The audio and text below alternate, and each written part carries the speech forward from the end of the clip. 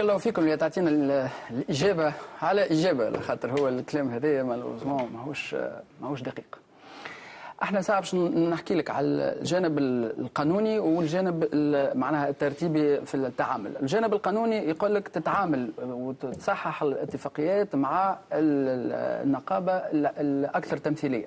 النقابة أكثر تمثيلية من بعيد التعليم العالي والبحث العلمي هي الاتحاد التونسي للشغل. واحنا مع بتواصل تام مع الجي تي تي، وصححنا في ظرف 5 شهور اللي ما تعملش في سنين، صححنا عديد من الاتفاقيات مع الجي تي تي. هذه النقابه معناها هو اتحاد اي هو يعني هما عندهم تمثيليه ضعيفه جدا بالنسبه لتمثيليه عموما القطاع. ما نسمعهمش سيد الوزير. لا خليني نكمل كلمه. انا قلت لك عندي الجانب القانوني وبعد الجانب معناها كيفاش نتصرفوا. احنا دونك ما نجموش، هو خاطر كانت من المطالب نتاعهم احكي معنا وصح معنا اتفاقيات كذا، هذا مش قانوني. معناها الاتفاقيات تصير مع لو بلو غون ريبريزونتون، هذا قانون معناها مش احنا عملنا.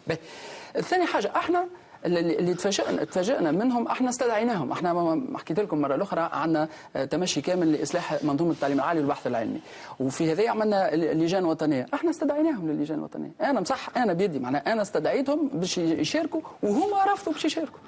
علاش؟ الله اعلم.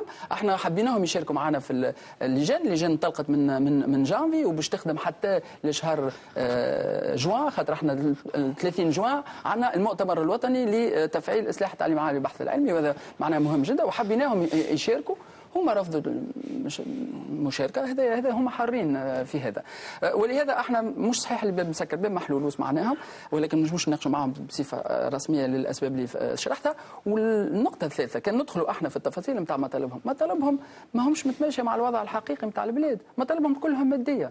احنا مش الكل، لا اغلبيتهم الساحقه، معناها اكثر من 80% احنا قريناها اللائحه